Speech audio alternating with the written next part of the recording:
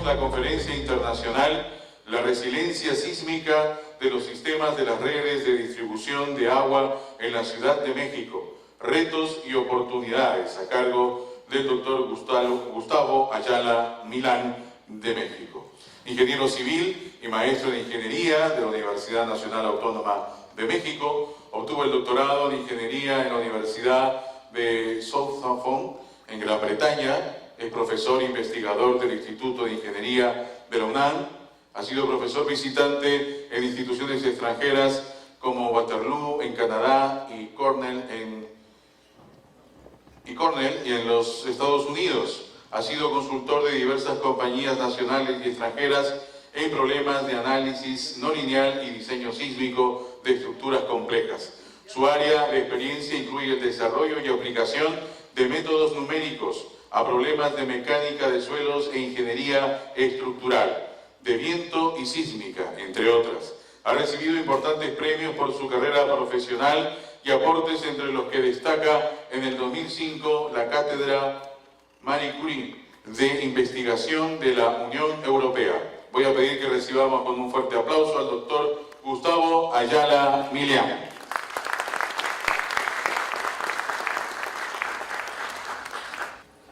Muy buenas tardes, señoras y señores. Es para mí un gran placer volver a su patria, en donde he cultivado una gran cantidad de buenos amigos, discípulos, colegas. Esta ocasión, 32 años después de haber venido por primera vez a Perú a hablar de las líneas vitales, me ha dado un gran placer el que pueda volver a hablar de este tema, un tema que ha aparecido nuevamente en la jerga de la ingeniería por su importancia que tiene para la supervivencia de nuestras sociedades.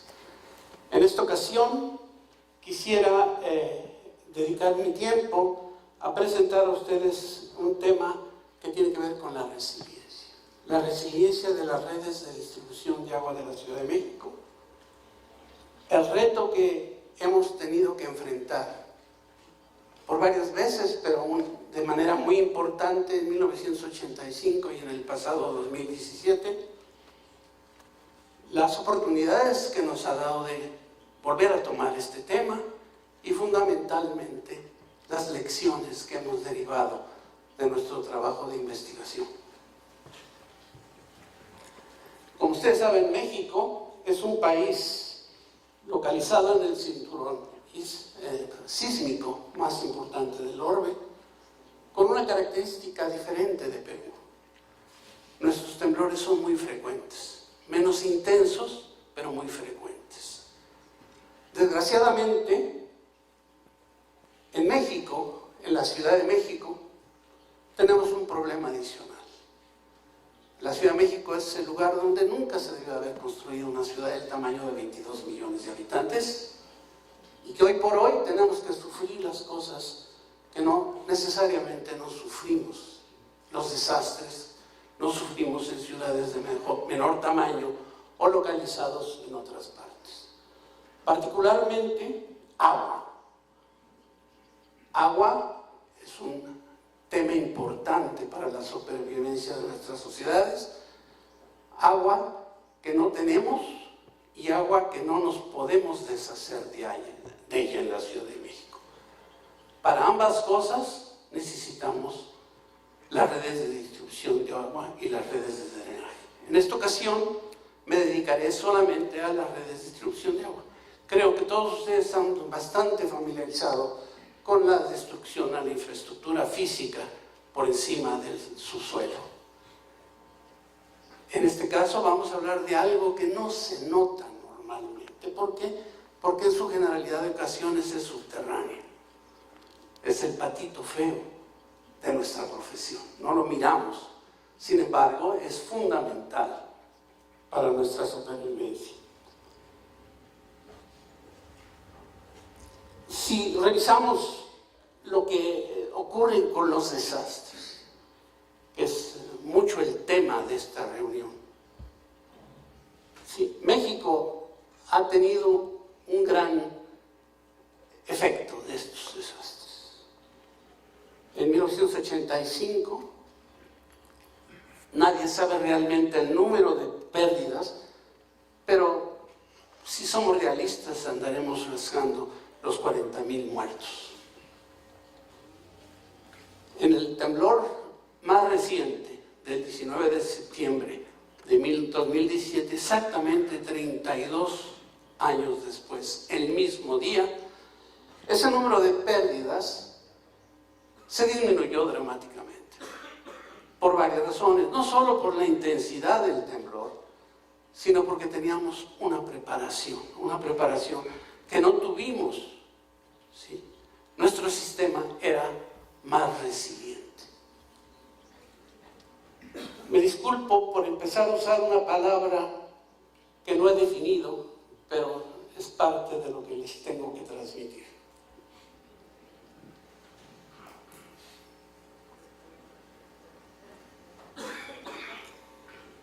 Bueno, las pérdidas económicas, nuevamente, las pérdidas económicas, esas sí no son tan pequeñas comparadamente, ¿sí? Desgraciadamente, en el temblor que tuvimos en 2017, todavía perdimos 2.500 millones de dólares en pérdidas.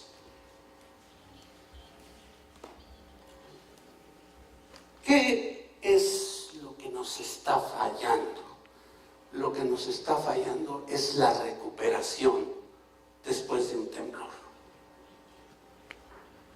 No es extraño oír que después de 34 años en la Ciudad de México todavía tenemos casas, gentes que no han recuperado un lugar donde vivir, gente que vive en vivienda provisional.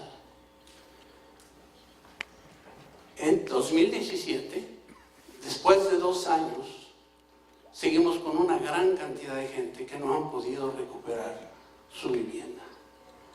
Tenemos zonas de la Ciudad de México que todavía tienen fallas debidas al temblor en sus sistemas de aprovisionamiento de agua, de aprovisionamiento de electricidad, de aprovisionamiento de gas. Y esto es lo que ha faltado, la recuperación. ¿Cuál es la importancia para una sociedad moderna de la infraestructura crítica? La infraestructura crítica es, como pueden ver en este gráfico, ¿sí? Pues básicamente involucra todas las actividades importantes de una sociedad. Sin embargo, hay 4 de ellas que son las más importantes dentro de lo crítico, y eso está el transporte, las comunicaciones, la energía y el agua.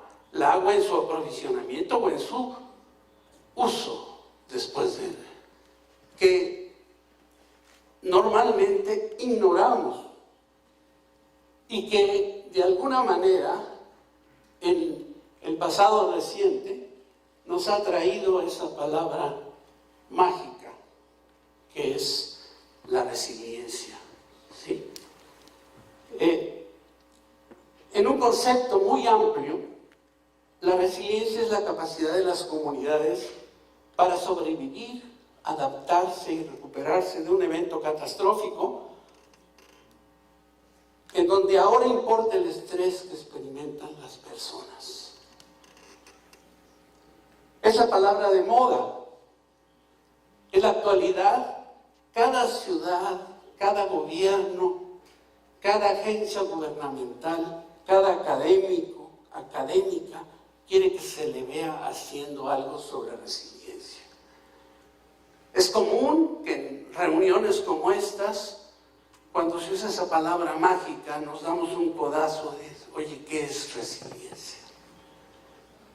Tenemos que entender que la resiliencia es una cosa fundamental para recuperar una sociedad ante un evento no esperado. ¿Cuáles son las componentes que involucran esta palabra? Indudablemente la investigación. Pero con investigación no vamos a llegar muy lejos. Necesitamos políticas públicas y necesitamos la implementación de esos dos aspectos. La resiliencia debe de tener la capacidad para absorber, para enfrentar, para recuperarse, para anticiparse y para adaptarse. Eso es lo que vamos a buscar nosotros con la resiliencia. La resiliencia involucra varios conceptos. Involucra la vulnerabilidad. Los sistemas vulnerables, ¿sí?, deben de ser resilientes. Si hablamos de vulnerabilidad, hablamos de robustez. De hecho, la vulnerabilidad es el complemento de la robustez o viceversa. 3 palabras, insisto, describen la resistencia: la robustez, la redundancia y la recuperación. La resiliencia considera las capacidades de la comunidad en relación con una preparación y movilización efectivas antes, durante y después de eventos desastrosos. Un desastre incluye cualquier cosa que debilita la funcionalidad de un sistema por un periodo de tiempo. El manejar la resiliencia no es el diseño. El diseño depende de las secciones y no considera el tiempo de recuperación. Nosotros diseñamos para que una estructura o una línea vital sobreviva, no se dañe o se comporte bien, pero nunca involucramos el tiempo de recuperación. En la actualidad eso está cambiando. Ahora nosotros estamos buscando criterios de diseño para lograr la resiliencia de nuestro. Eso va a ser una tarea muy complicada. ¿Por qué? Porque nos vamos a olvidar, por ejemplo, los estructuristas, para tener una palabra clara en eso, nos vamos a olvidar de la ductilidad. La ductilidad involucra daño, ¿sí? Y daño no necesariamente conlleva una recuperación rápida. Si queremos algo resiliente, necesitamos una recuperación rápida.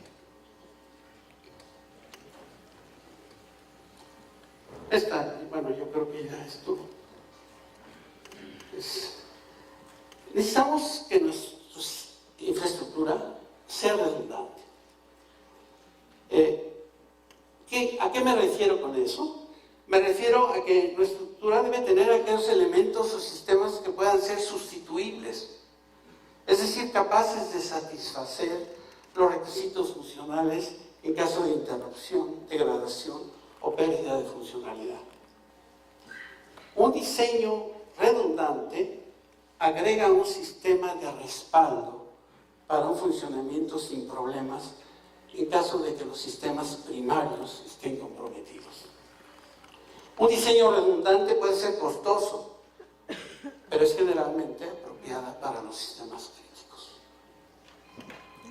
El lograr un diseño redundante requiere esfuerzos de planificación para identificar dónde la redundancia tiene más sentido que, por ejemplo, un enfoque de robustez o de tipo de recuperación. Seguramente ustedes han visto esta gráfica en donde se ilustra la resiliencia de un sistema. En esta gráfica, en el eje vertical, tenemos la funcionalidad de un sistema, que para un sistema de agua, de distribución de agua, la funcionalidad es decir, qué tanta agua estoy proveyendo de lo que realmente debería de proveer después de un desastre. ¿Qué tanto baja la funcionalidad de un sistema? Es lo que nosotros vamos a llamar la vulnerabilidad de ese sistema. Si originalmente mi sistema daba el 100% de la demanda, puede que yo baje al 10%. Eso es un sistema muy vulnerable o poco robusto.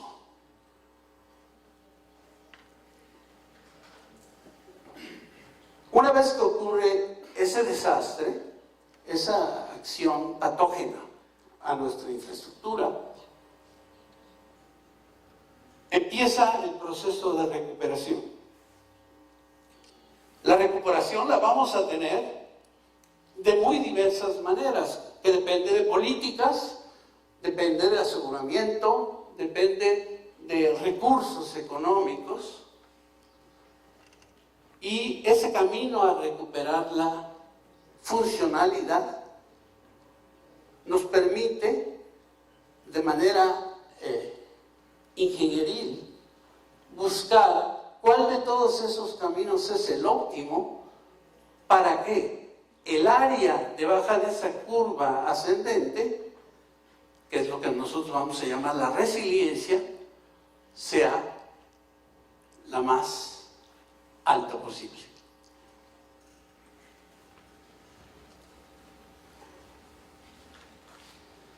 Un sistema resiliente es aquel que muestra una reducción de las probabilidades de falla, una reducción de las consecuencias de esa falla. Todo esto en términos de pérdidas de vida, económicos, consecuencias sociales, económicas, negativas. Involucra una reducción del tiempo de recuperación.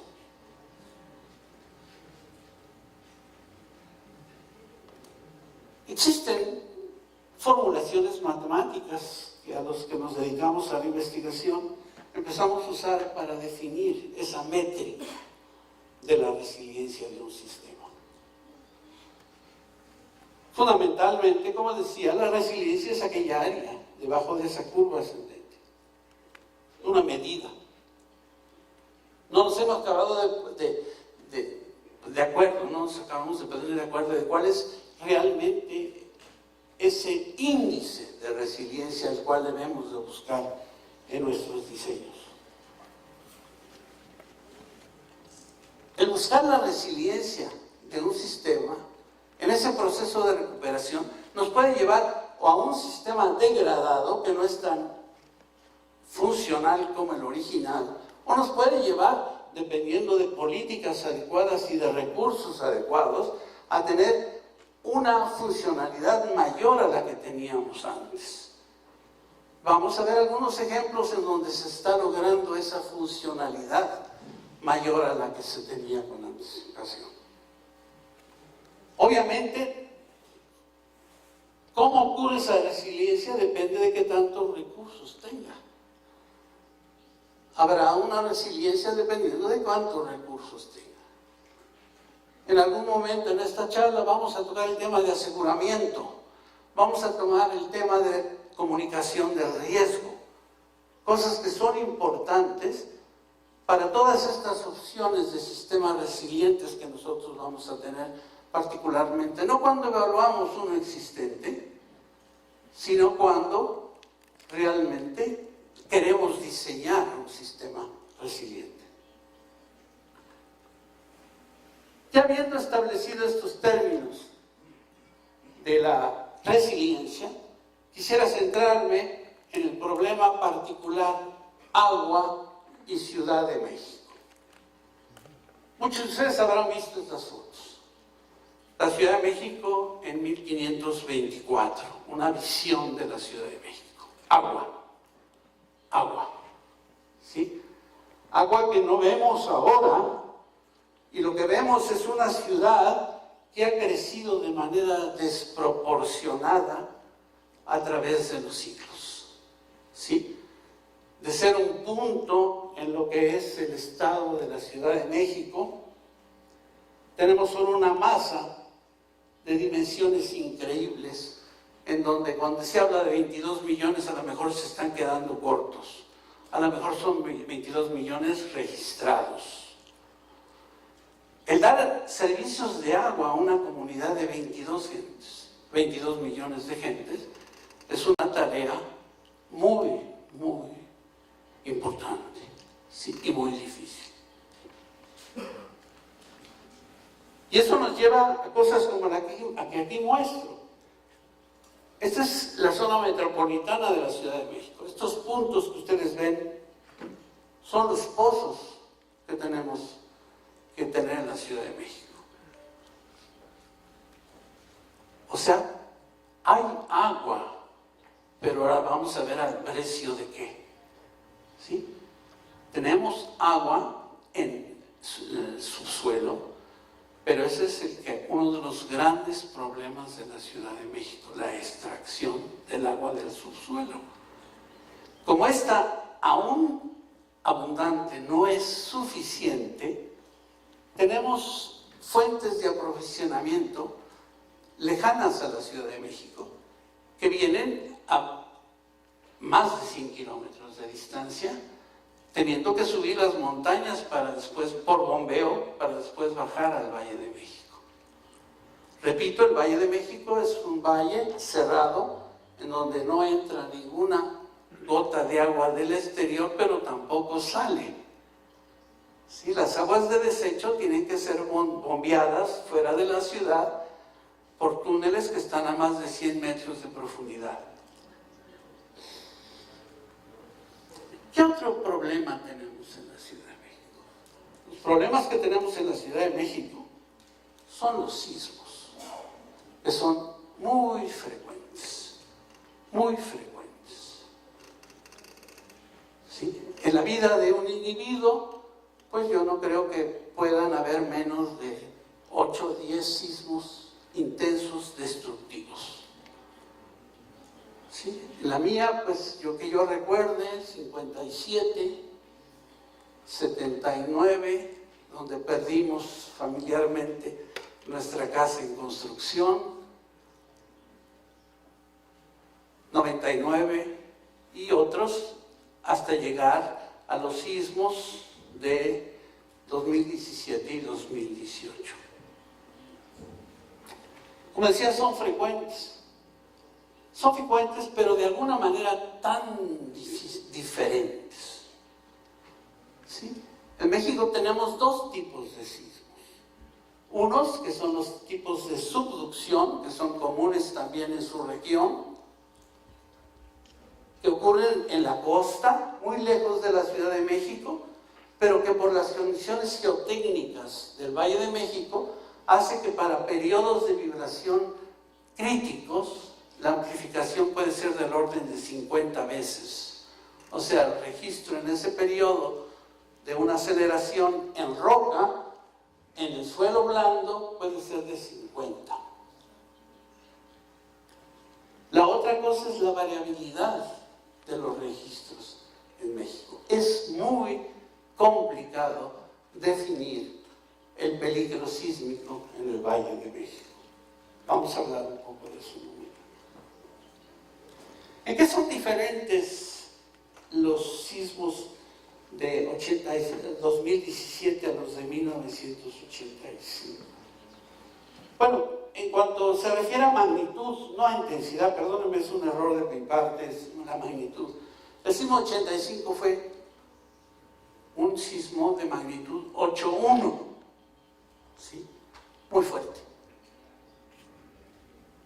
El sismo de 2017 fue una magnitud de 7.1, o sea, 85 fue 10 veces más energético. Sin embargo, el potencial destructivo de este sismo probablemente fue más grande que el de 85, que no destruyó tanto porque estábamos preparados, pero era un sismo que estaba relativamente cerca de la Ciudad de México, que es a 120 kilómetros. Era un sismo de una gran profundidad y de un mecanismo completamente diferente. No era un sismo de subducción, sino un sismo de intraplaca, o sea, la placa oceánica se partió. Y eso generó movimientos que nos trajo un nuevo tipo de daño. un nuevo tipo de daño que, si bien no nos acordábamos, deberíamos de haberlo tenido presente, ¿sí? Esos sismos tan cercanos a la Ciudad de México dañan otro tipo de estructuras y en otras partes del Valle de México. Pero lo que sí es general es que dañan las líneas vitales, los dos.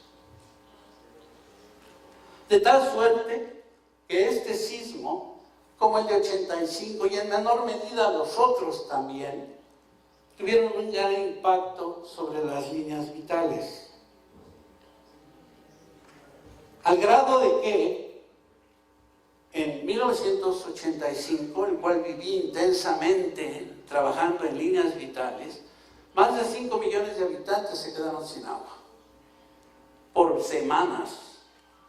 En una ciudad con el clima y la salidad de esta gran ciudad, eso era una cosa muy peligrosa, ¿sí? Bueno, esta vez nos volvió a ir así de mal. Un poco menos si quieren ustedes pensarlo aquí, pero todavía 3 millones, más de 3 millones de habitantes se quedaron sin agua. Y algunos de ellos siguen sin agua, ¿sí? El número de fugas es dramático, lo cual involucra un costo formidable en repararlas. Afortunadamente, la resiliencia empezó a funcionar ahí. Si bien no recuperamos la infraestructura física, pero la funcionalidad medida como agua que le estábamos dando a la gente sí se recuperó.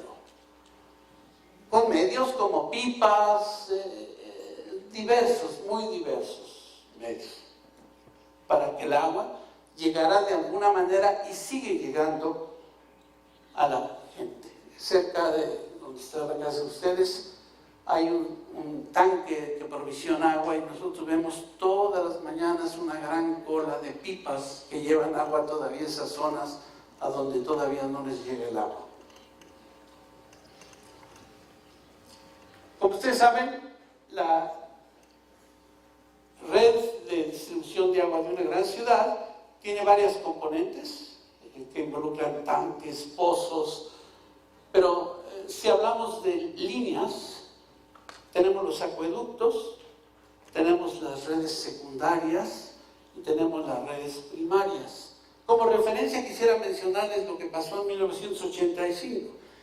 En 1985, cuando ocurrió el temblor, la universidad me pidió me fuera a las oficinas que administraba el agua para dar un seguimiento a sabiendas de que no había agua de los reportes de fuga. En aquel entonces no teníamos Google Maps ni nada por el estilo, entonces teníamos los mapas de guía Roji, que eran unos grandes mapas, y varias cajas de alfileres con bolitas de plástico de colores, y empezamos a marcar los reportes de fuga sobre ese mapa. Nos acabamos uno y tuvimos que pasar al siguiente. ¿Sí? La zona básicamente afectada por ese sismo pues fue casi toda la zona urbana de la Ciudad de México. La zona urbana de ese entonces, de 1985. Las fugas en la red primaria, muy importantes porque eran tuberías de más de 20 pulgadas hasta 72 pulgadas, 96 en ocasiones.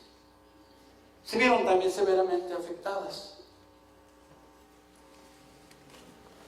Las partes de la Ciudad de México que fueron dramáticamente afectadas fueron realmente aquellas que están en la zona blanda de la Ciudad de México. Aquella que ya estaba en la colina y eso, pues no tuvieron gran problema. Sin embargo, tampoco tenían agua, claro, porque finalmente la red que tenemos en la Ciudad de México no está suficientemente segmentada, algo que tenemos que buscar para tener un sistema resiliente. No estaba suficientemente segmentada, entonces no les llegaba el agua. 2 meses después del sismo, todavía había una gran zona de la Ciudad de México que no tenía agua. tenía graves problemas de conectividad. Un estudio que realizamos demostraba que la región más populosa en lo que ahora llamamos municipios de la Ciudad de México, alcaldías de la Ciudad de México, la alcaldía de Iztapalapa, si se rompía un tubo, toda la alcaldía dejaba de tener agua, y se rompió ese tubo, con un solo tubo. La zona de falla, pues era dramática, ¿no? Era increíblemente grande. Probablemente ustedes no ven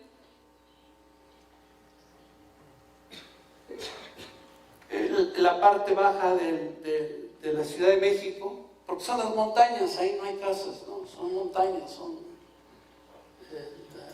la sierra volcánica de Chichinautla, ¿no? Ahí no hay, entonces no hay tubos, no hay fallas de agua.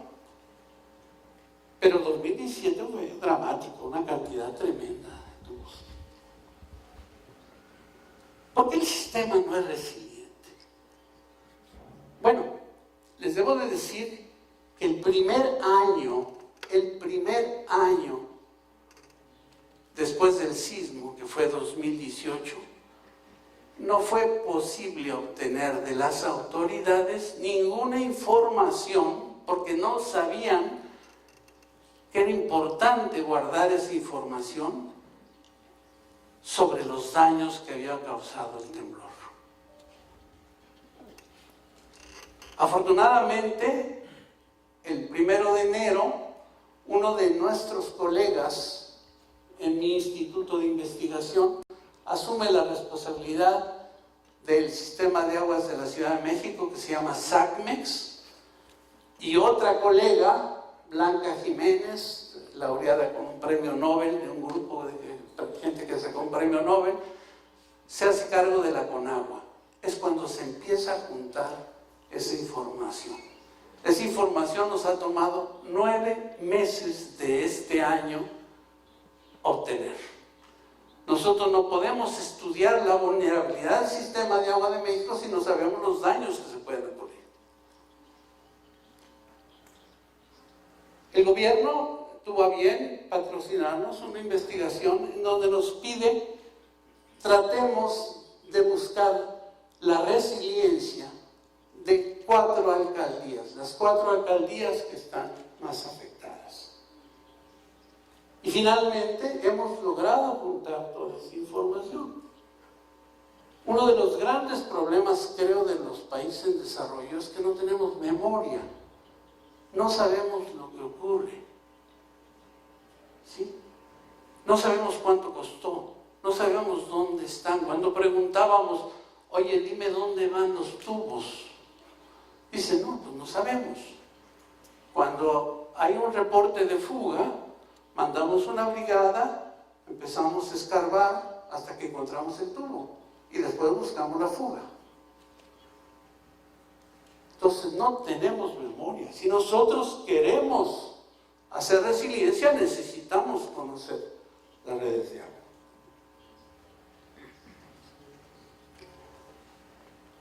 Al igual que ha ocurrido en mi vida desde 1979 que he tenido que trabajar en estas cosas, hay un acueducto en particular que cada vez que tiembla fuerte en México, se rompe y se rompe en muchos puntos. En este temblor no fue la excepción. Se rompió y se rompió en muchísimos puntos.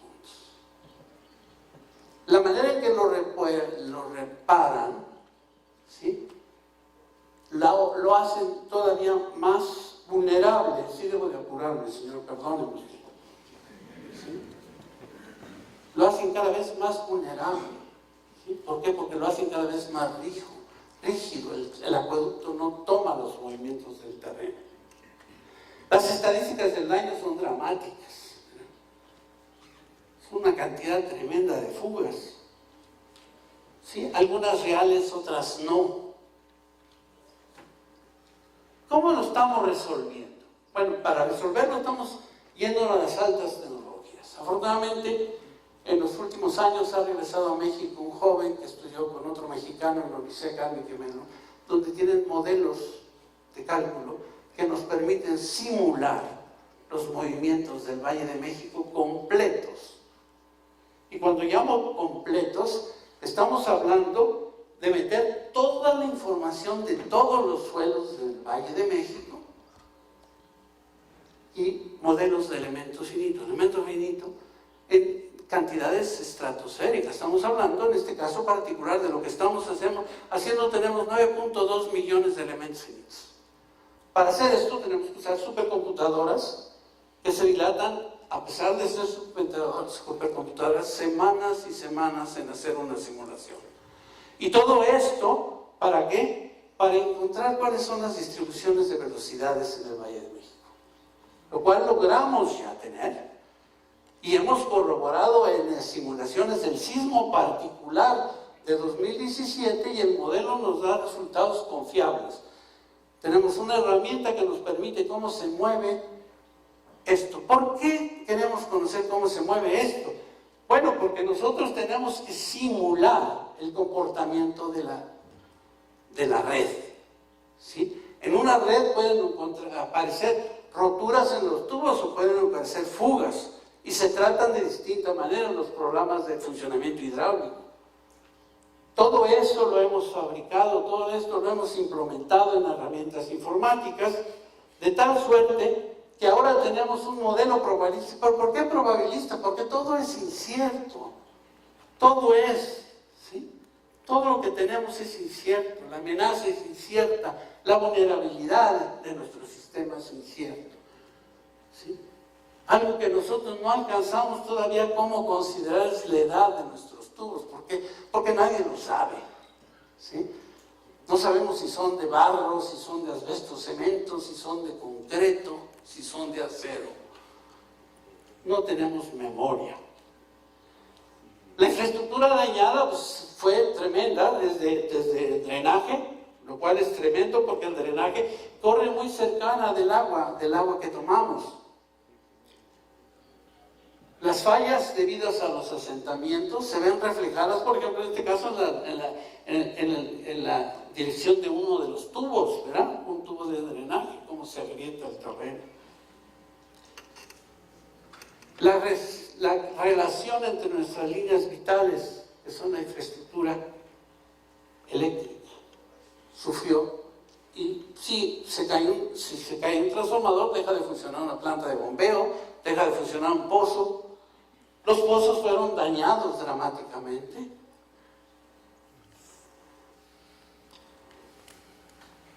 El suministro de agua, como decía, se hizo a través de pipas que en diversos lugares, así como tenemos zonas de refugio ante sismos, ahora tenemos zonas donde vamos a recoger agua después de un sismo, o bien que las pipas llegaban y llenaban los tanques de los edificios, las internas de los edificios. La cantidad de agua es absurdamente alta. ¿Cuál es la diferencia entre 2017 y 1985? En la red primaria, básicamente volvió a pasar lo mismo. No mejoramos en eso. En el suministro de agua nos fue muy bien. Yo creo que estamos en muy buen camino. La verdad, no era agua de abrir la llave y tener agua, pero era agua que finalmente a la que teníamos acceso. Sí, voy a acabar un minuto. ¿Cuáles son las principales lecciones? Bueno, que debemos estar listos para dotar de agua a la población con pipas y tener las garzas que nos permitan hacer los cambios de dirección de un tubo cuando se está reparando y que siga pasando el agua, que no que se suspenda el agua. Tener un inventario suficiente de materiales, buscar la redundancia, particularmente en líneas nuevas o reparadas.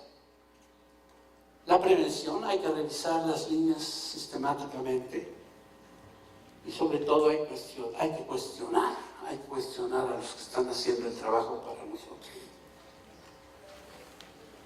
Las lecciones para los ingenieros son las que aquí les estoy mostrando.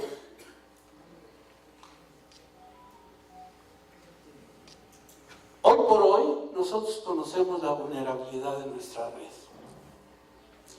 Resultado de trabajo de muchos años, tenemos ecuaciones de vulnerabilidad y gráficas de vulnerabilidad que nos permiten, dada una intensidad que puede ser una aceleración máxima o puede ser una velocidad máxima, que es el parámetro que más se relaciona con el daño en tuberías, nosotros podemos estimar qué tanto daño va a existir. Eso está muy bien para los planes de contingencia.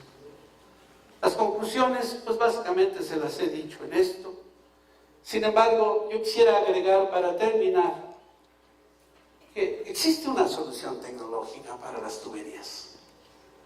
Sin embargo, en nuestros países no es posible. Económicamente no es posible.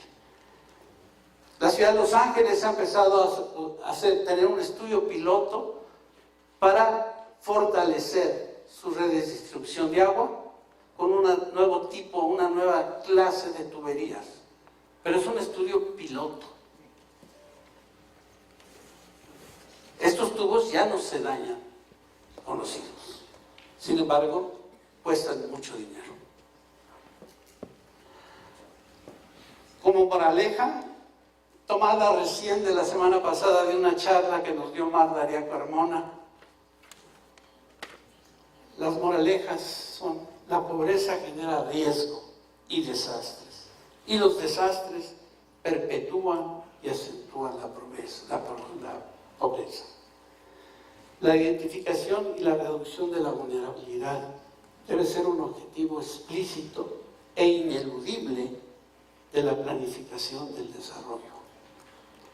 Es imposible hablar de desarrollo sostenible, si no existe una estrategia efectiva de reducción de riesgo.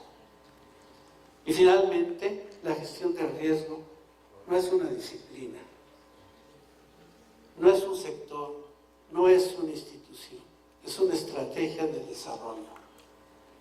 Gobernar es anticiparse al desastre. Muchas gracias.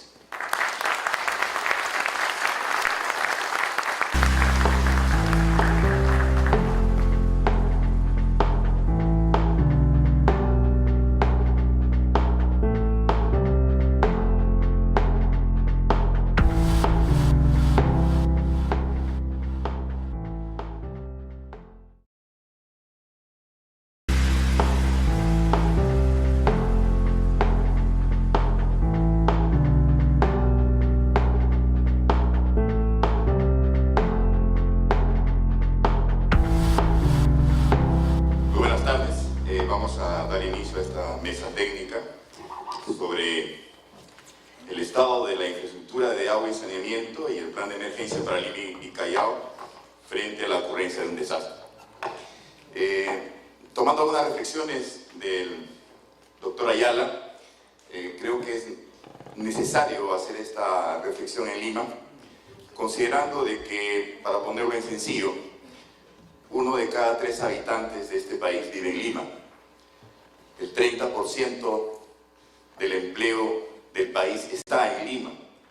Producimos casi el 50% del PBI de la nación y tenemos apenas 125 metros cúbicos de agua por habitante año. O sea, estamos en extrema escasez hídrica. Pues en este contexto, yo quisiera invitar al magíster Jorge Luis Rucoba Tello, gerente de Desarrollo e Investigación de Sedapal, la empresa de agua y saneamiento de Lima. El ingeniero Rucoba es ingeniero industrial, graduado en la Universidad Católica del Perú, magíster en Ingeniería Industrial en la Universidad de Lima, especialista en calidad en la Universidad de Sao Paulo, diplomado en Gestión de Riesgo y Desastres por el INDECI. Tiene experiencias en la Gerencia de Desarrollo e Investigación de Sedapal y la Gerencia de Servicios Sur, jefe de Calidad y Control de Gestión y secretario técnico de Gestión de Riesgo de Desastres en Sedapal. Invitamos pues al magíster Jorge Luis Rucoba Tello para que nos pueda contar cuál es el estado de la situación de nuestra infraestructura de agua y saneamiento y qué planes tiene de emergencia frente a un desastre. Con ustedes, el ingeniero Rucoba. Bueno, el tema que se ha solicitado a Sedapal es el estado de la infraestructura de agua y saneamiento y el plan de emergencia en el caso de desastres.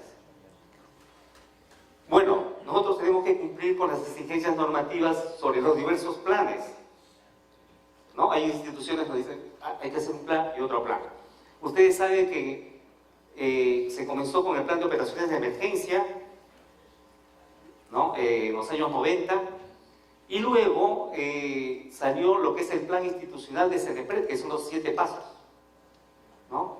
Y después se exigió el plan de continuidad operativa y luego el plan de contingencia, ¿no? Voy a explicar algunos de ellos.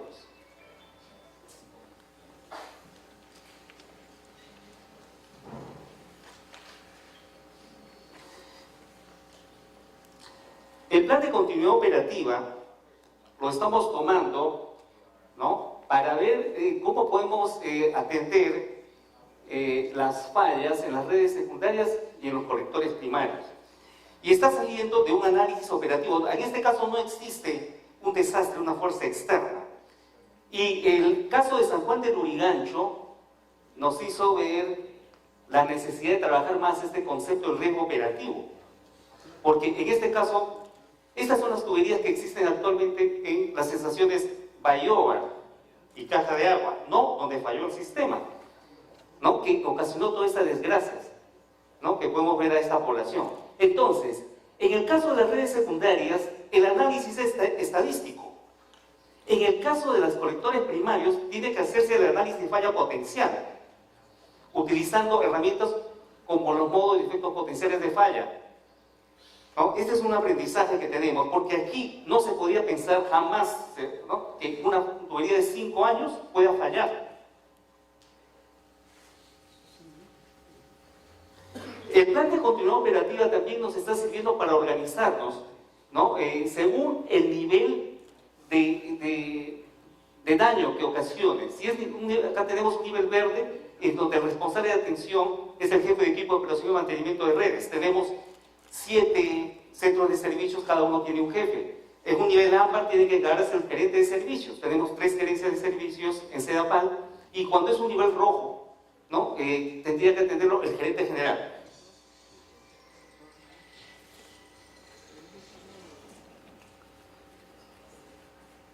Bueno, este es el plan de gestión de riesgo de desastres. Para nosotros, el plan central son estos 7 pasos: identificación del riesgo, prevención, reducción, preparación, respuesta, rehabilitación y reconstrucción. El objetivo es garantizar la continuidad y restablecer el servicio lo más pronto posible. Ahora, el principal problema aparentemente es la sequía o es el sismo. Y quería mostrarles un poco el riesgo que tenemos en cuanto a sequía. Este es un benchmarking de reservas de oferta de agua en las capitales, en las principales capitales de América del Sur. Sao Paulo tiene una reserva per cápita de 105 metros cúbicos por habitante, ¿no? Tenemos México 44, Lima 37, Bogotá 117, Santiago 166 y Lima 37. Entonces, tenemos que invertir fuertemente. La demanda de agua, según nuestro plan maestro que hemos entregado a SUNAS, está aumentando de 2020, 2025 hasta el 2040, o sea, al año 922 millones de metros cúbicos. El volumen de agua entregada a la ciudad, ¿no? Acá es cómo aumentó el consumo de 30 millones de metros cúbicos en los últimos 3 años. Y Sedapal, desde el año 2000, no está aumentando fuentes, exceptuando Huascacocha. ¿Cómo es que Sedapal está abasteciendo a 600.000 migrantes venezolanos actualmente?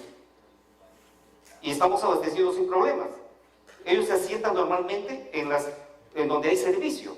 Pero Sedapal está soportando una fuerte carga. Y miren cómo está el almacenamiento en las lagunas. Desde el año 2015 al 2019 no estamos llenando las 331 millones de metros cúbicos de capacidad que tienen nuestras lagunas. Entonces, tenemos que estar muy atentos con este tema. Para terminar la idea acá, estaba mencionando que desde el año 2000 no tenemos nuevas fuentes. ¿Cómo es que Sedapal ha conseguido abastecer todos estos años, exceptuando el 2004 cuando hubo una sequía fuerte, sin restricciones, básicamente? Y fue por una disminución de la dotación, o sea que la gente está tomando conciencia y no están gastando tanta agua como en esos años, y además por la reducción del agua no facturada, en donde se trabaja básicamente con medición y colocando micromedición. En el 2004, fíjense, ¿cuál es la diferencia con el 2004? Cuando hubo la sequía del 2004, lo que hicimos es disminuir 12 horas de servicio. Esa fue nuestra estrategia. Uno disminuye 12 horas del servicio o hace restricción de 12 horas, pero la disminución de la demanda varía entre 10 y 15%. Pero hoy no es posible. ¿Por qué? Tenemos acá dos tipos de sectores. Un sector con la fuerte edificación vertical que se ha dado en los últimos años, y luego acá, que es las zonas en donde se abastecen los pueblos jóvenes con rebombeos. En ambos casos, no es posible tener 12 horas. ¿Por qué? Vamos a suponer un sector en donde hay muchos edificios. Esos edificios tienen reservorios. Cuando se corta el servicio, por ejemplo, y al día siguiente se restablece, van quedando vacíos los reservorios de los edificios. Y cuando se empieza a llenar el sector con agua, lo que se llena son los primeros edificios, o sea, los últimos se quedan sin agua a los pocos días. Y lo mismo ocurre en las cadenas de rebombeo, acá, porque cada vez estas cadenas son más grandes, no son las mismas del 2004. O sea, Lima no puede darse el lujo de quedarse sin agua porque sería tremendamente perjudicial. Fíjense acá, el evento de marzo de 2017, la Tarjea solo dejó de abastecer el equivalente a 3 días de producción. Entonces usted dice, ¿cómo es que hay zonas en donde no se tuvo agua hasta 6 días? ¿No? Si nosotros hacemos también el cálculo con la producción de pozos, el equivalente que Sedapal dejó de abastecer solamente fueron 2 días. ¿Y por qué es que no se llegaba a los últimos puntos en la cadena? Es que no se tomaba tanta fuerza como para llegar a abastecer a los últimos puntos en los sectores y principalmente en los pueblos jóvenes. Y ocasionamos todo este problema, ¿no? La evaluación multipeligro. Entonces, vamos a ir ahora, ya hemos analizado el tema de sequía, y en el caso de sequía tenemos que aumentar fuentes, ¿no? Tenemos que ir a las desaladoras, ¿no? Además de aumentar nuestra capacidad en los Andes. Acá se tiene la evaluación del riesgo multipeligro. ¿Para qué tipos de peligros? Para sismos, tsunamis, huaicos y deslizamientos. Se trabajó este riesgo, que es el riesgo es función del peligro y la vulnerabilidad, ¿no? Trabajamos en una consultoría con el ingeniero Julio Kuroiwa, ¿no? Y aprendí bastante con él, ¿no? Yo sé, de paso, aprovecho para rendir un homenaje. Y luego se hizo un modelamiento, esto ya lo hemos hecho nosotros en nuestro sistema, ¿no? El Model Builder, para encontrar la vulnerabilidad de los sistemas. Es todo un proceso, solamente quiero mostrarles que es todo ese trabajo que se ha realizado. Y hemos dado, en este caso, por ejemplo, se asignan pesos para la vulnerabilidad, porque tenemos, el peligro es por ejemplo, un sismo, y la vulnerabilidad es como si extraeríamos la tubería o la infraestructura y la analizamos a 100 metros, o sea, en forma independiente del peligro. Entonces acá analizamos el tipo de tubería, por ejemplo, lo que son más resistentes al sismo serían el hierro dúctil y el polietileno de alta densidad, así sucesivamente, hasta que los que son menos resistentes serían el asbesto, cemento Magnani, hierro galvanizado, etc.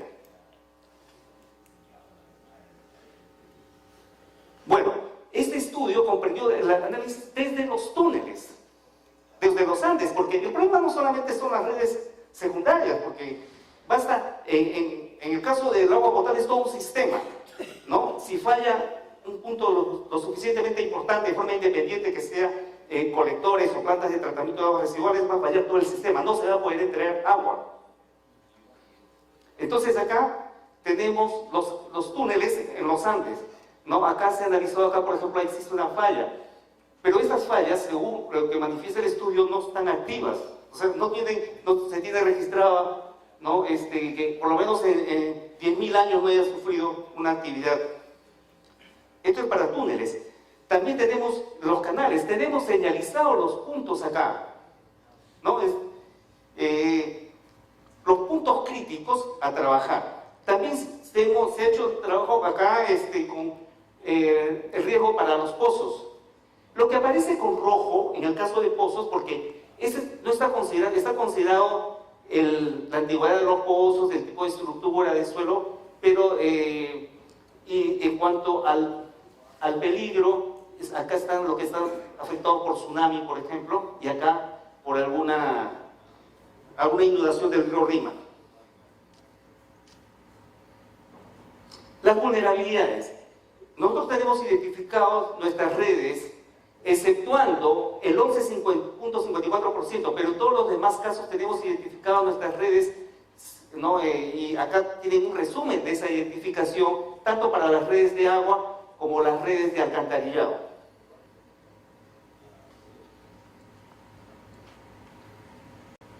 El riesgo en distribución primaria, ¿no? Está en ámbar. Esto quisiera, es muy importante, en ámbar, la distribución primaria, que son las grandes tuberías que maneja Sedapal. Tenemos identificado el riesgo en la distribución secundaria, también en ámbar. Tenemos pocas, si uno podemos tomar una muestra, podemos tener algunas en verde, pero la mayor parte de las áreas están en ámbar. Y principalmente por causa del buen suelo de Lima. En las zonas y quiero hacer un comentario, en el año 74 hemos tenido un sismo en Lima de 7.8 magnitud de momento. Y solo se vio afectada una línea principal en Guzmán Blanco. Pero la Lima del 74 no es la Lima del 2019 y ha crecido principalmente en zonas donde no debería crecer, como vamos a mostrar más adelante. El riesgo en reservorios, ¿no? Tenemos identificado el riesgo en las cámaras de rebombeo, ¿no? De agua, las cámaras de desagüe. Es muy importante acá, porque fíjense, el estudio que hemos hecho por la magnitud ha sido con corridas de computadora. Sin embargo, en lo que es el método de gestión de riesgo de desastres para el Perú, el 1.4 contempla el manejo del riesgo, que podría ser el análisis del impacto. Por ejemplo, si tenemos una cámara de desagüe que está en la playa de Pescadores, que está en rojo por el efecto tsunami, y acá tenemos una en ámbar, por decir, en Villa El Salvador. Pero cuando ocurra el sismo, lo que tenemos que garantizar es más importante el de Villa El Salvador, porque en una tubería que pueda pasar 40 litros por segundo, en 4 o 5 horas puede inundar pues 500 casas. Ese es el tema. Y este material se le entrega a los jefes de los centros de servicios, quienes tienen que estar analizando cómo hacer para disminuir y ponerse en diversos escenarios en ese momento. El riesgo de la distribución primaria. Prevención y reducción del riesgo. Acá estamos considerando los puntos 2 y 3 de la gestión del riesgo de desastres. Hemos especificado que para ahora debe utilizarse material de polietileno de alta densidad, ¿no? Y hierro dúctil para los diámetros más grandes, ¿no? En la ejecución tenemos un fondo que nos asignó SUNAS de 3.4% para gestión de riesgo de desastres y trabajo para el cambio climático. Estamos ejecutando 254 millones hasta el momento y tenemos un saldo no ejecutado de 14 millones. Si hay algún estudio, si hay una forma que alguien quiere colaborar para reducir el riesgo en Lima, tenemos un fondo para investigación y para innovación, que puede ser el tema, y aprovecho, porque acá hay gente que puede aportar mucho. Acá, este trabajo fue desarrollado con el ingeniero Jorge Bustamante, expresidente de Sedapal. El rango pendiente, por ejemplo, cómo se construye, se sigue construyendo, nos vemos obligados a construir en zonas con mucha pendiente. Fíjense esa pendiente ahí. Acá hay una proyección, porque según nuestro plan maestro, este es el año 2019 que hemos visto zonas en ámbar para la red secundaria y zonas en rojo. Haciendo nuestros trabajos de rehabilitación, ¿no? Y luego que los nuevos proyectos se contemplen buenos materiales, cambiaría este escenario a este. No hay una varita mágica para trabajar la gestión de riesgo de desastres, ¿no? Este es un objetivo que tenemos de cambiar estas áreas en rojo a áreas en verde. Esto lo estamos viendo con nuestro plan maestro. Entonces, estamos trabajando en la prevención y reducción, pero requiere mucho esfuerzo.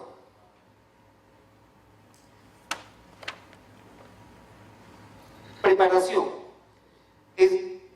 Estamos ya por comenzar un taller que va a ser destinado al 100% de los trabajadores de SEDAPAL, ¿no? Porque no todos tenemos, digamos, la misma conciencia, porque en este taller, además de que se va a explicar el papel que va a cumplir cada trabajador cuando ocurra el desastre, se está explicando también cómo ellos van a protegerse a sí mismos en sus casas, ¿no?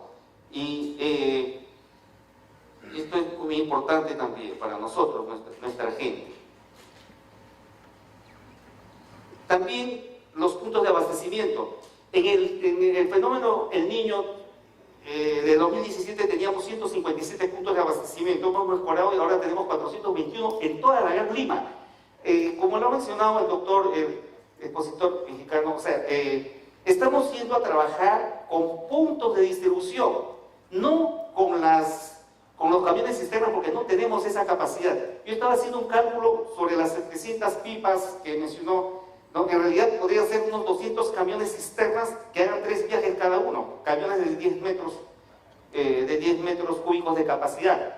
Pero el concepto, a partir del aprendizaje que vamos viendo en la internet de Aguas Andinas de Chile, ellos han fijado puntos de abastecimiento y ellos ya tienen experiencia porque han tenido 4 eventos de afectación a más de 1 millón de personas en los últimos 4 años, ¿no? Y están construyendo lo que SEDATAL tiene, que son sus estanques reguladores, que tenemos 2 estanques reguladores, uno de 1 millón de metros cúbicos y otro de 500.000, y en el cual tenemos que evaluar permanentemente y estamos trabajando vamos a trabajar con el acelerógrafo también que mencionó el doctor Alba. El abastecimiento de hospitales. Fíjense, ustedes se imaginan lo que es abastecer con camiones cisterna al hospital del empleado. El hospital del empleado tiene pozos, entonces estamos conversando para que ellos puedan trabajar con pozos, porque si no tendríamos que tener una fila de 6 camiones para atender solo al hospital del empleado. En el caso de neoplásicas será puesta una línea exclusiva para ellos, y lo mismo del Hospital María Auxiliadora. Pero los grandes hospitales tienen que tener un abastecimiento exclusivo, porque la Albergia nunca deja de abastecer de agua, inclusive en la zona, en los casos más críticos, como se ha podido evidenciar el año 2017. Adaptadores para el abastecimiento. Esto de 6 filas se han aplicado mucho en el último corte de agua que se ha tenido con ocasión de las obras del tren eléctrico. La respuesta. Tenemos que decir a la población que cuando ocurre un gran evento, SEDAPAL va a cortar el servicio, porque nuestros trabajadores tienen que ir a enterrar a sus muertos. Y a las 48 horas deben volver y hacer un plan rápido de los pozos. ¿Cómo? En base a criterios de priorización. Acá tenemos que todo, digamos, nuestra gente tiene que tener conciencia de prioridad. Prioridad para ver qué pozos van a empezar a revisar para empezar a avanzarlos. ¿En función a qué? En función al riesgo, en función al planeamiento que se ha realizado. Y también priorizando a dónde se abastece a más cantidad de gente. Y también en dónde los pequeños trabajos que se vayan a realizar en horas hombre va a servir para abastecer a la mayor cantidad de gente. Esto requiere mucho planeamiento. Y acá están aspectos administrativos. Todo acá son aspectos administrativos. Entonces, hacemos el edad de pozos, el estudio de daños de pozos, el abastecimiento provisional de pozos. Luego vamos al edad rápido de sectores y vienen las reparaciones críticas en función a las horas sobre por población atendida. Hemos hecho estudios también a partir de una tesis que hemos visto que nos ha recomendado el ingeniero Delgado del ingeniero Alcántara, y más o menos viendo una relación entre lo que afectó Pisco y lo que afectaría SEDAPAL, un sismo de 8, de similar al de Pisco, y nos da un equivalente a 2 años de servicios a ritmo normal de trabajo. Bueno, también tenemos un seguro multirriesgo que da hasta 100 millones de dólares. En el fenómeno del Niño hemos utilizado 75 millones de soles Por el caso de San Juan de Lurigancho, ya vamos encima de 100 millones de soles. Lecciones aprendidas. En cuanto a fuentes, diversificar fuentes, agua subterránea y agua de mar. Lima tiene que pagar por el agua, por el hecho de estar ubicada en un desierto. Y además, nosotros como planeamiento tenemos que plantear, digamos, cuáles son las soluciones, ¿no?, para poder, digamos, hacer menos vulnerable nuestro sistema. En conducción que disminuye el riesgo de huaicos. En el 2017 hemos tenido 24 huaicos, 14 en el río Rima y 10 en el río Huaycoloro, ¿no? Entonces estamos con un proyecto para tratar de traer el agua desde Moyopampa hasta La Tarjea. En la distribución primaria, mejorar el diseño de las redes que cruzan los lechos de ríos, ¿no? En pozos, impermeabilizar o elevar el nivel de la puerta de acceso a las casetas de bombeo de pozos. En las plantas de tratamiento de aguas residuales, evitar el uso de muros tipo UNI, porque no, o sea, el agua entra. Puntos de abastecimiento de emergencia, aumentar los puntos. Dispositivos para abastecer a la población, ¿no? Las de salidas múltiples de 6 filas, como hemos podido ver, y agua para hospitales. Estas son lecciones aprendidas desde 2017, muchas de las cuales ya las hemos implementado, como han podido ver. Este es un resultado de ese informe. Ahora, las conclusiones hoy. Sí. La conclusión es hoy: mayor conciencia ante desastres naturales y operativos. Esto, en el caso de los desastres naturales por la población, se consigue con un programa que tenemos que elaborar en CEDAPAL, de crear conciencia para que la gente tenga sus 6 litros en sus casas, ¿no? Y también para el uso del agua, el uso correcto del agua. Todavía he mencionado que nosotros hemos disminuido nuestra dotación, pero todavía estamos lejos de Bogotá. Nosotros estamos consumiendo más o menos 150 litros habitante día dentro de cada vivienda. En Bogotá están en 100. Entonces, ¿no?, y nosotros estamos en un desierto. La falta de un desarrollo planificado de la ciudad. Hemos visto que la ciudad, tanto en Pachacútec como en el caso de Valle Mauta, la ciudad está creciendo hacia zonas con mucha pendiente. Cuando ocurre una ruptura de tuberías de agua en una zona con mucha pendiente tipo Manchay, es muy difícil la atención, barre con todo. Desarrollar sistemas con alternancia y redundancia. En el caso de la alternancia, hemos tenido hace poco que para hacer un cambio de trazo en la tubería que va al centro, se ha tenido que cortar el servicio. ¿Por qué? Porque no hay sistemas alternativos. Eso fue diseñado por una firma americana y no hay ni siquiera válvulas intermedias. Tenemos que cambiar esos conceptos. Tenemos que no haya un proyecto con su fuente de agua y el agua para ese proyecto, porque somos observados hasta ahora, porque nos van a decir, ¿no?, que va a ser mucha inversión para ese proyecto, pero tenemos que ver la redundancia de que los sistemas. Por ejemplo, quiero explicar la redundancia algo. Hace el 20 de septiembre hemos tenido una pequeña lluvia en Lima. ¿Cuál es la diferencia entre el diseño tradicional de las redes? Es que se hace el cálculo para el uso doméstico del agua, pero no cuando cae una lluvia. Pero ¿cuál es la diferencia de lo que pasaba hace 20 o 30 años con hoy? Es que los edificios modernos están diseñados para que en todas sus terrazas tengan unos ductos que lleven al canal de desagüe, a la línea de desagüe. O sea, eso no está previsto en nuestros sistemas, en nuestro concepto, ¿no?, nuestra concepción del diseño. Tenemos entonces, estamos midiendo ya, ¿no? ¿Para qué? Para cambiar y dar sistemas más redundantes en desagüe y en agua también, ¿no? Por ejemplo, en alternancia, ¿no?, un sistema alternativo para grandes zonas podría ser tener fuentes diversas. De alguna manera hemos tenido con la fuente de la planta de Chillón con respecto a la planta de La Tarjea en la zona de una interfaz, pero eso tiene que mejorar. Mirar al mar como fuente alternativa de agua, ¿no? Tenemos que tener desaladoras. Por ejemplo, en Ancón. ¿De dónde vamos a tener agua en Ancón? Con tantos kilómetros, ¿no?, sería imposible. Entonces, ahí tiene que haber una desaladora. Se está planteando otra desaladora de 1.5 también para lo que es Héroes de la Paz, abastecer a Miraflores, San Isidro, donde se mueve bastante la economía. En este caso, por ejemplo, una desaladora de 1.5 equivale a 67 millones de metros cúbicos de agua. Por 2 serían 120 millones, más los 130 que tenemos, ¿no? En una provincia pequeña, Ciudad Palma y Apoya, ¿no? Inclusive, por ejemplo, para que se den cuenta, hemos enviado hidrojets al norte en 2017. Recién nos están devolviendo los hidrojets por los mantenimientos del caso. Estamos hablando de 2 años. Y eso siguiendo y siguiendo, haciendo seguimiento. Pero estamos apoyando. Cuando le toque a Lima, el apoyo de una EPS no va a ser suficiente. Tiene que venir gente de Trujillo, de Arequipa, ¿no? De Chiclayo, de gente que sepa de los sistemas de agua. Luego, no preocuparse por la exactitud en el valor de riesgo.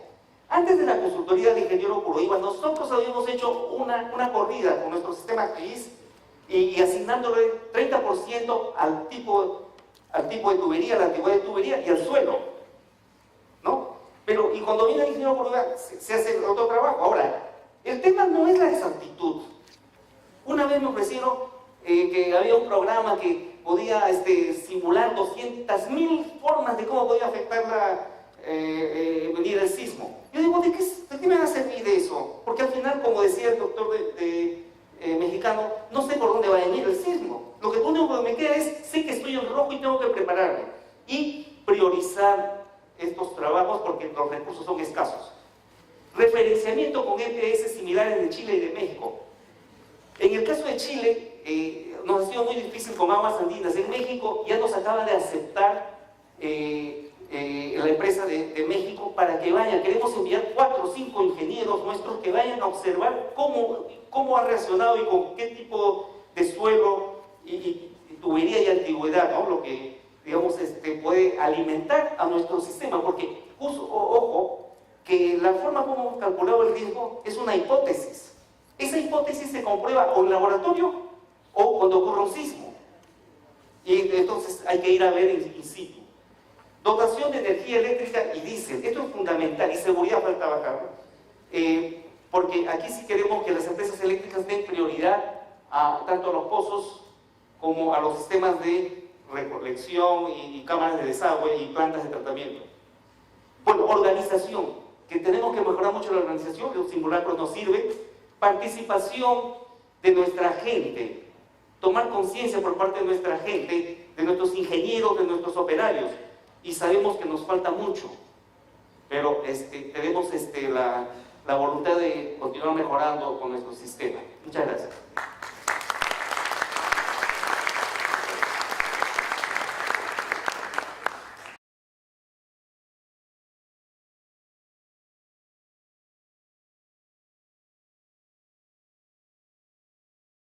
Bueno, muchas gracias, ingeniero Rucoa.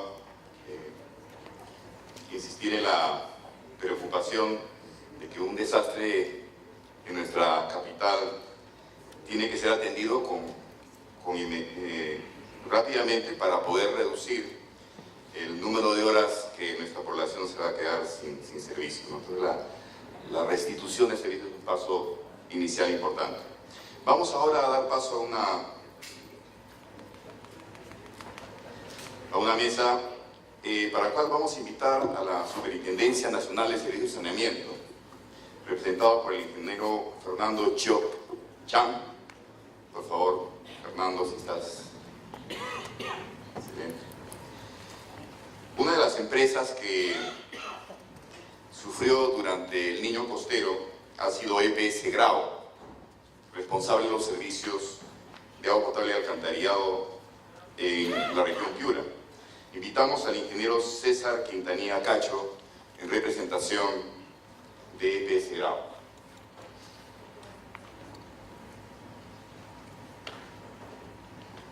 Parte de la estrategia de poder recuperar los servicios es asignar recursos.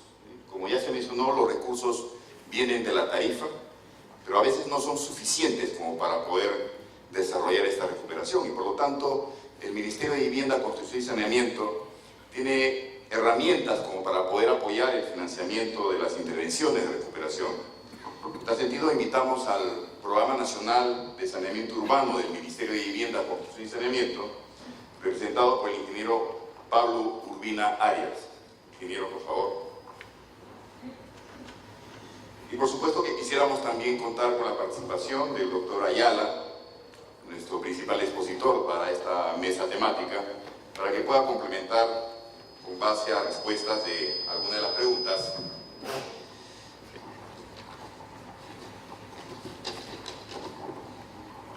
El ingeniero Rucova manifestó que se ha ejecutado una reserva de inversión para su plan de prevención. Y esto está explicitado en nuestro marco legal regulatorio. SUNAS asigna una reserva para efectos de gestión de riesgo ante desastres.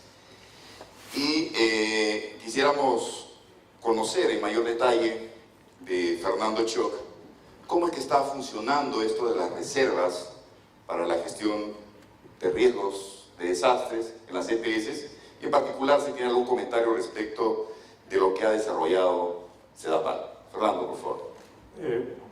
Primero, buenas tardes a todos. Agradecer la invitación para la participación de SUNAS en esta mesa. SUNAS ya desde hace varios años, más o menos desde 2013, comenzó a incorporar dentro de la aprobación de las estructuras tarifarias de las empresas de agua una reserva para la gestión de riesgo de desastres y adaptación al cambio climático, ¿no? Como mencionó el ingeniero Rucova, hay una que fue aprobada para SEDAPAL. Como él ha mencionado, ¿no? Ha sido una monto más o menos de casi, bordeando los 300 millones de soles durante el quinquenio, ¿no? Porque se aprueba para el periodo de 5 años. Y así se ha aprobado en muchas empresas a nivel nacional, ¿no? Obviamente el tamaño de esta reserva está en función también del tamaño de la empresa, la recaudación, las necesidades que tiene la empresa. Actualmente, de las 50 empresas prestadoras, 42 ya cuentan con esta reserva para gestión de riesgos de desastres y adaptación al cambio climático. Y la función de esta reserva es, poder tener un financiamiento para que las empresas puedan implementar aquellas acciones para la gestión de riesgos de desastres que han sido priorizadas por ellas, ¿no? Lo que nosotros estamos trabajando actualmente es para, seguir mejorando, la forma como estas reservas se están asignando dentro de la tarifa y también las acciones que se deberían implementar, ¿no? Por ejemplo, en las reservas que se han aprobado anteriormente, incluida la de SEDAPAL, normalmente lo que se hacía era asignar el monto e indicar el objetivo principal para el cual era destinada la reserva, ¿no? Era básicamente para acciones de gestión de riesgos de desastres, formulación de planes, adaptación al cambio climático, ¿no? Lo que nosotros vamos a hacer y vamos a trabajar,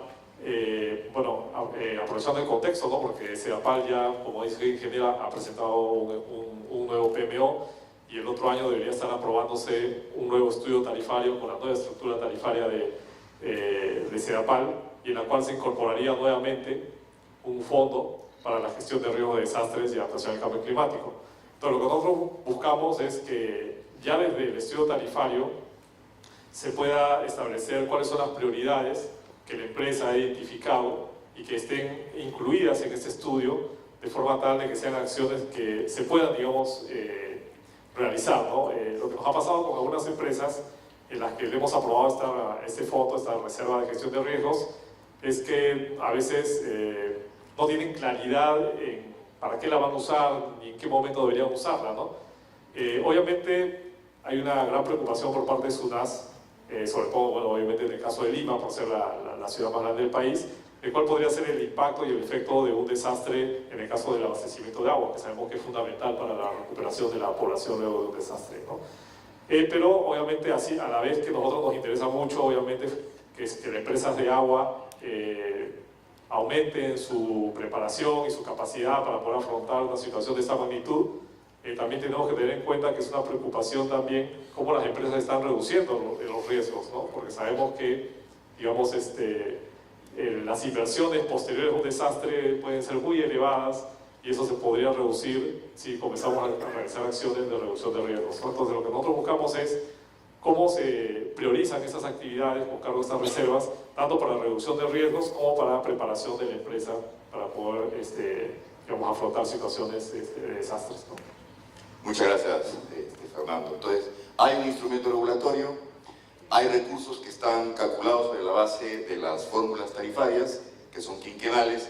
Está seguramente faltando fortalecer capacidades al interior de cada empresa prestadora de servicios. Y en ese sentido, al ingeniero César Quintanilla de EPS Grau, para que nos cuente cómo es que enfrentaron el problema del niño costero el año 2017, donde la región Grau fue una de las más afectadas.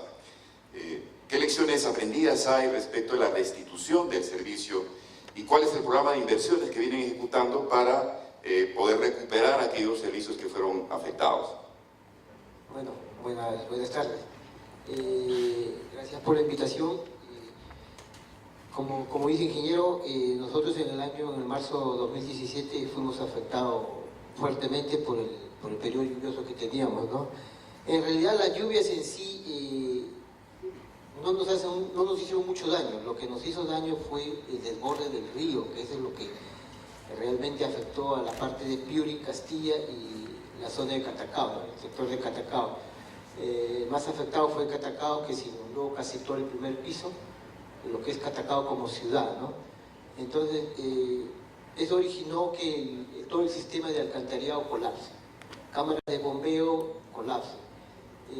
Los pozos de agua también colapsan. El sistema eléctrico quedó deteriorado. Entonces, realmente nos dejó unos días, digamos, sin poder responder, ¿no? Entonces, lo que actuamos rápidamente fue en lo que es responder o restablecer el servicio de agua potable lo más rápido posible, ¿no?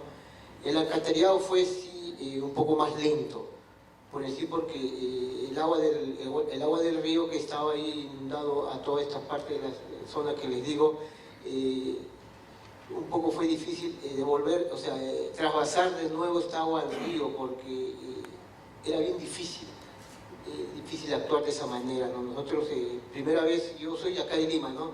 Pero tengo 17 años allá en Piura, ya fue la primera vez que nos ocurre de esta manera, ¿no? Las anteriores lluvias, como dice, son lluvias nomás que han sido la del 97, la del 83, también fueron lluvias nada más, no hubo desborde del río. Esta vez sí hubo un desborde.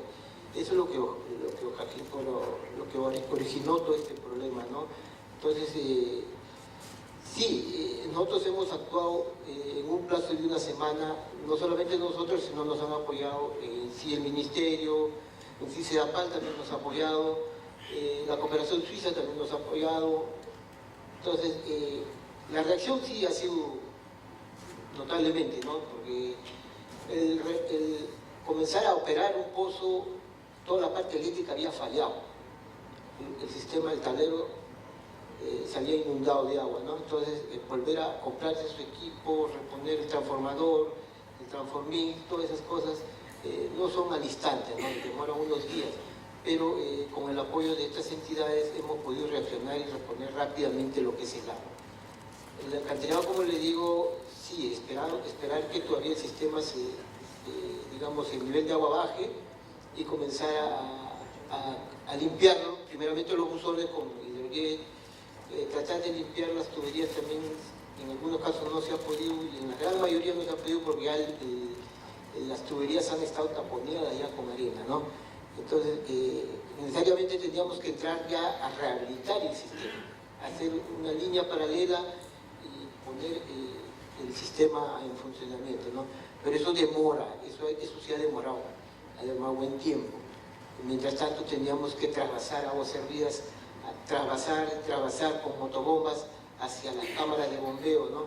Que esas son las primeras que nosotros hemos puesto en funcionamiento, cámaras de bombeo y las estaciones de bombeo de agua potable.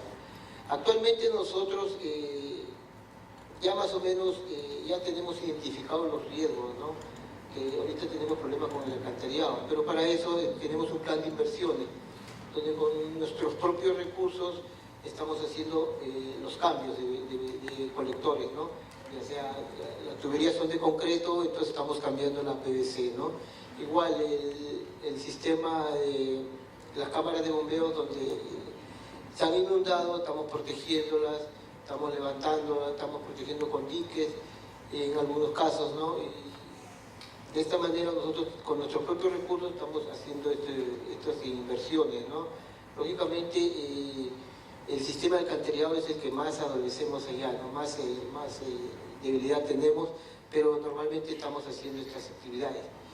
Y como les digo, la inundación, o sea, el desborde del río fue el problema. Debido a que el río, el fondo, ya había perdido su altura útil, ya la había perdido.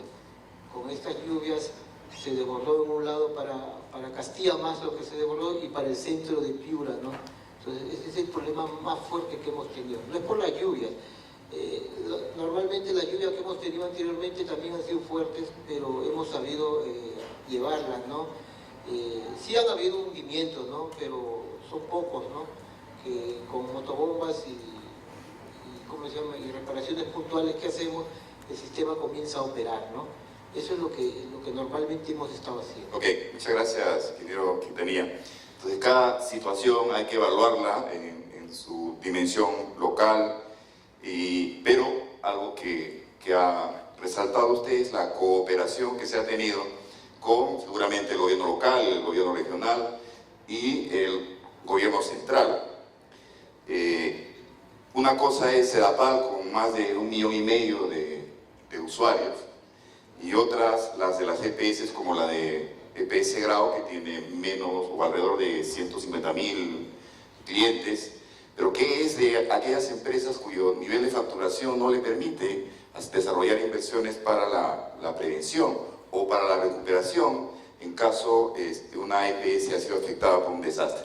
En tal sentido, ingeniero Pablo Urbina, ¿cuál es el programa que está desarrollando el PNSU en apoyo a esta línea vital que tienen las ciudades, que es el abastecimiento de agua y el alcantarillado ante una planificación de gestión de riesgos ante desastres? Buenas tardes. Primero agradecerle también por la invitación de este simposio y un poco también compartir las experiencias que hemos pasado durante el 2017 y este año también que hemos tenido, ¿no? En ese sentido, la unidad en la cual estoy a cargo, vemos las emergencias que se han presentado y dentro de un programa nacional de saneamiento urbano, planificamos en ese sentido las posibles eventos que podrían pasar. Sin embargo, eso a veces no es, es inimaginable, ¿no? Un ejemplo así es tanto que este año nos preparamos para lo que pasó en 2017. Teníamos equipos bomberos, todo preparado, y todo nos pasó en el sur, en Hilo. Pampa Inalámbrica quedó desabastecida con la línea de Mori. En ese sentido, inmediatamente, pues, a nivel de Ministerio, el MEF, nos reasignan recursos para poder intervenir inmediatamente. Si bien es cierto, la línea pasa por un tema del MEF, un tema, digamos, IOA, de emergencia, expedientes y contratación directa, pero eso toma tiempo, no es inmediato. Entonces tenemos que hacer contrataciones de cisternas, tratar de abastecer esta población. Sin embargo, haciendo una mea culpa, como ingenieros podemos diseñar alternativas, plantearla mejor en el momento y en el tiempo ideal. Sin embargo, siempre pienso, y estamos aquí un poquito para poder plantear posibles soluciones, porque lo que entramamiento que siempre tenemos es el tema presupuestal y administrativo, y es lo que nos hace a veces alargar. Eso es lo que pasó en este año. También tuvimos el sismo de mayo, que fue afectado prácticamente el oriente, ¿no? La selva. Uno de los sectores que afectado fue Requena, pero para llegar a Requena está de Iquitos como a 4 horas. La línea de impulsión colapsó y, bueno, de igual manera, planteamos unos abastecimientos de tema de bladders, pero hay un tiempo muerto, ¿no? Un tiempo muerto que quizás a veces queremos reducirlo en lo más inmediato. En este caso, lo más distante fue la distancia que este pueblo, ¿no? Y cosas así. Lo que quiero un poquito resaltar es nos ayuden a pensar o que las partes administrativas presupuestarias del MEF sean breves, porque eso es lo que a nosotros prácticamente nos centramos. Podemos tener dineros asignados para cada cierto evento, pero sin embargo esos tiempos que nos demoran en asignarnos, contratar, hace al ver que nosotros no podamos atender a la población. Tanto así es, por ejemplo, como indicaba acá el ingeniero Rucova, ¿no? De 2017 prestó la cisterna para los Hiroyet, ¿no? Para ayudar a EPC Grau. Ya la estamos devolviendo, ya estamos un poquito, ¿no? Pero justamente esos son los entrampamientos, ¿no? De las 9 cisternas de Hidrojet, ya 8 me parece que están bien, estamos ya cerrando, ¿no? Pero justamente a eso voy, ¿no? Debemos hacer una mea culpa, analizarlo. Como repito, como ingenieros daremos unas mejores soluciones, pero la parte administrativa a veces nosotros mismos nos entrampamos. Gracias Pablo. Entonces hay temas de logística en esta cooperación horizontal que entre EPS y seguramente también hacer una revisión respecto del marco legal, cómo protegemos a los funcionarios, cómo un ingeniero Rucova no puede ser demandado por malversación de fondos por destinar recursos, equipamiento a una EPS donde no tiene responsabilidad por el servicio. Vamos a aprovechar para consultarle al doctor Ayala. Uno de los factores que mencionó para que los sistemas de abastecimiento de agua sean más robustos, que tengamos sistemas más resilientes, es la redundancia. Nosotros en nuestro país tenemos un sistema de evaluación de proyectos llamado Invierte Perú, de donde se hace una evaluación social, se define una rentabilidad social, y esto no necesariamente es aplicable a proyectos redundantes, en donde tenemos que tener una planta o una línea redundante que no está operando los 365 días del año. ¿Cómo están enfrentando este tema de una evaluación de un proyecto redundante que dé robustez al sistema? Y también quedó un poco en el tintero sus reflexiones respecto a las recomendaciones que le tenemos que hacer a los ingenieros, por ejemplo, en temas de materiales adecuados frente a desastres provocados por sismos. Sus reflexiones, por favor, doctora Ayala. Ciertamente uno de los factores que lleva a esos números formidables que mencionamos de millones de gente sin agua son atribuibles de origen una falta de segmentación de nuestra red. Cuando tenemos una red de esas dimensiones como las que tenemos en la Ciudad de México, porque debo decir, la parte gruesa de población ni siquiera es la Ciudad de México, es la parte metropolitana que está con los estados alrededor de la Ciudad de México. En esos casos lo que encontramos es que basta en ocasiones que un solo tubo falle para que una gran zona de la ciudad se quede sin agua. Eso es, desde el punto de vista y el contexto de la investigación, es posible evaluar, buscando la conectividad de toda la red, para ver cuáles son esas ligas críticas, y de alguna manera sean esas ligas críticas las que primero propicien la segmentación, que no sea una segmentación política. Por ejemplo, en el caso de la Ciudad de México, no es segmentarlo por alcaldía, sí, es segmentarlo por funcionamiento de toda la red. Y para eso, pues sí, realmente se pueden hacer estudios técnicos que permitan definir esa segmentación y que permitan dar al sistema esa redundancia. Podrá ser que hay una zona que se va necesariamente a aislar de no tener líquido bajo un desastre como los que mencioné, pero habrá maneras siempre de que, dada una redundancia adecuada, se pueda finalmente hacer llegar el líquido a los habitantes. Entonces eso técnicamente es posible. La otra cuestión que me mencionaba. Bueno, sí, ciertamente es algo que en mi vida como investigador he tenido que distintas etapas ver. Y recuerdo que fundamentalmente para las redes de tubería más comunes que se han mencionado aquí, hay varias recetas. Por ejemplo, es esencial darle a las redes flexibilidad. Finalmente, bajo acciones sísmicas, se puede demostrar con los estudios más simples posibles o los más sofisticados que la conclusión es que el problema es un problema cinemático. Los tubos se van a mover como el suelo. No hay manera de que un tubo de los que estamos hablando cambie el movimiento del terreno. De tal suerte que entonces esas tuberías deben de ser diseñadas para acomodar esas deformaciones. Y hay soluciones. Hay soluciones, por ejemplo, los tubos de campana y espigote, ¿sí? Lo que se necesita es dar una mayor carrera a las juntas, ¿sí? Eso en el pasado, con una empresa, no sé si esa empresa también exista en el Perú, que se llamaba Comec, ¿sí? Un ingeniero de origen colombiano diseñó una junta que permitía esas carreras extendidas.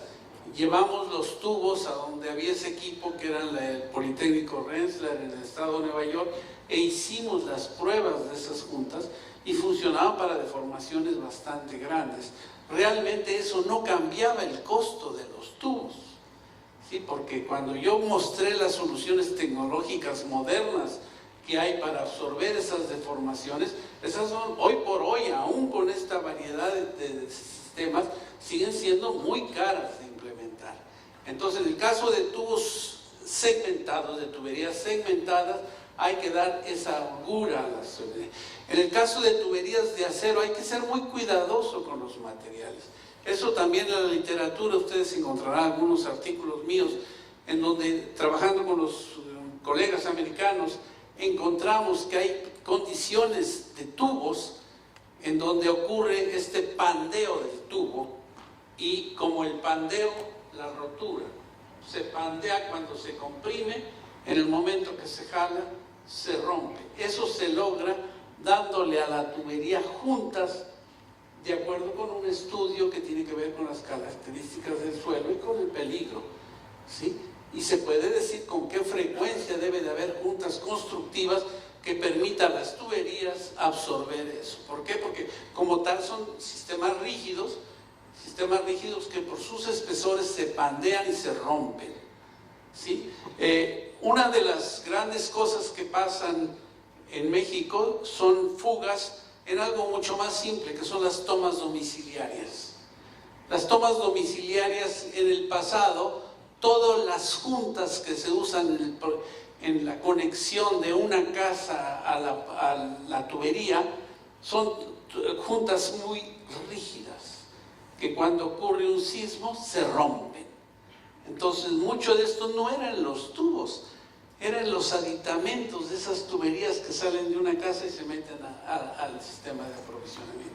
Entonces hay soluciones tecnológicas económicas que permiten saturar un sistema, ¿sí? Obviamente la más importante de todas ellas son en las fuentes grandes, ¿no? En las fuentes grandes, y eso fundamentalmente que son tuberías de 96 pulgadas o de... ¿sí? Esas es la junta de las tuberías. Recuerdo en los 90s fui invitado por la empresa de agua de Lima y estuvimos viendo unas nuevas tuberías que estaban instalando, ¿sí? Que tenían desde mi punto de vista las holguras que iban a acomodar, dado que el terreno todos eran boleos, terreno muy competente, entonces las deformaciones iban a ser limitadas, ¿no? Entonces sí hay soluciones tecnológicas que nos permiten aminorar esto con un costo reducido. Es muy difícil cambiar una red, pero conforme se van reparando, en México reparar redes de agua es el trabajo de todos los días, porque hay unos grandes asentamientos, hay movimientos sísmicos frecuentes, hay habilitamientos debidos a compactación mala, etcétera, etcétera. Cada rato están reparando. Bueno, ¿por qué cuando reparo no doy? Ahora, sustituir definitivamente para tuberías no de diámetro excesivo son las tuberías plásticas, ¿sí? Hay soluciones tecnológicas, hay una en particular, una solución alemana que se llama Karg, ¿sí?, que permite ya tener tuberías de gran diámetro para presión alta, ¿sí?, y todas son plástico. Eso obviamente no les pasa nada, pero hay que sustituirla. No es sustituir la junta, hay que sustituir toda la tubería. Muchas gracias, doctor. Entonces, yo creo que hay temas en los que los ingenieros tenemos que actualizarnos. Es distinta, ¿no es cierto?, una selección de materiales con esta visión, esta perspectiva de gestión de riesgo y de desastres. La simulación hidráulica también de esta sectorización que usted ha mencionado, en que los sectores se puedan interconectar para no dejar sin servicio a la población, es distinta a una simulación hidráulica convencional, y ahí estoy absolutamente seguro que el Colegio de Ingenieros podrá contribuir a desarrollar estos cursos de actualización y capacitación a los ingenieros.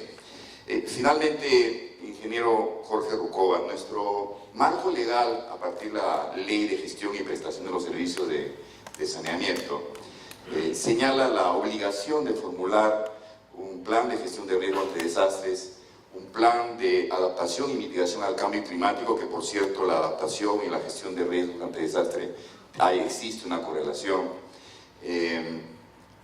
y estos deberían formularse dentro de su plan maestro utilizado, tratando de establecer ciertos escenarios.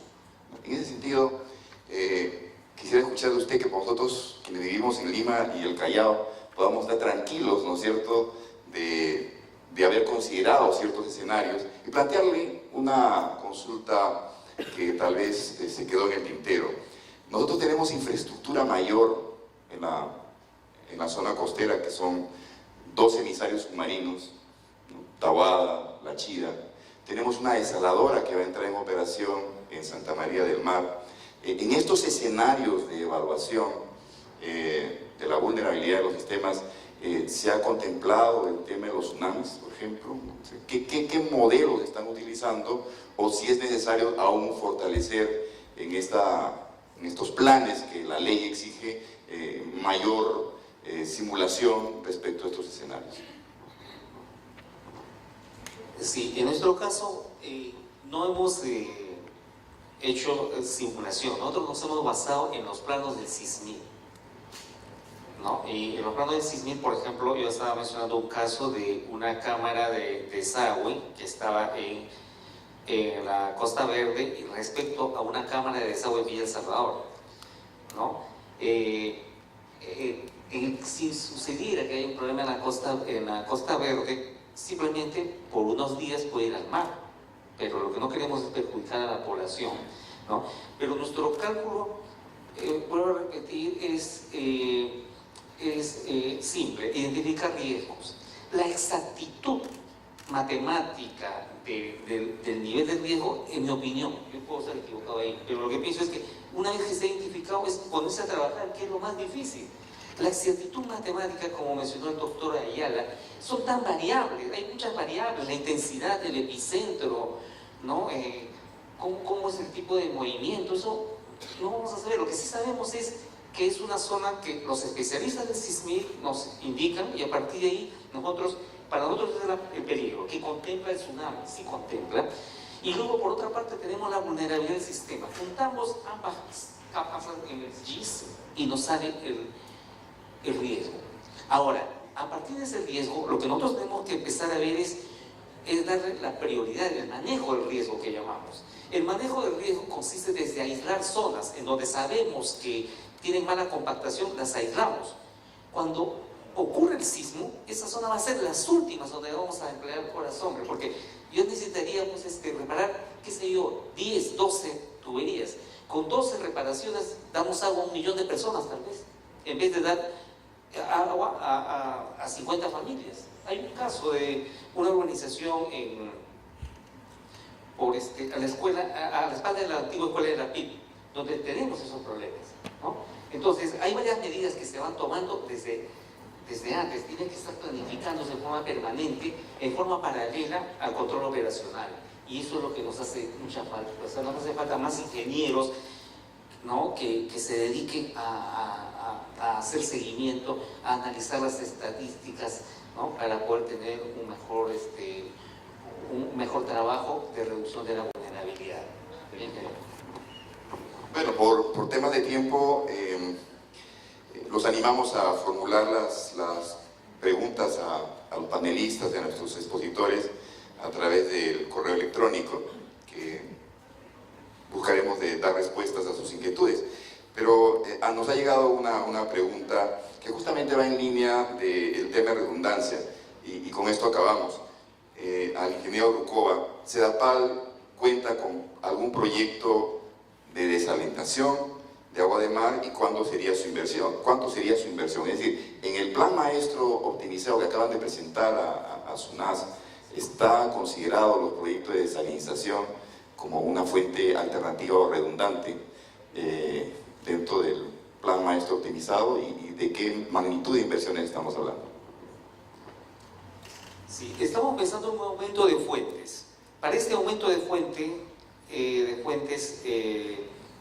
tenemos identificada una desaladora en Ancón, otra, como mencionaba, a Héroes de la Paz, a la cámara, al reservorio Héroes de la Paz, cada una de 1.5.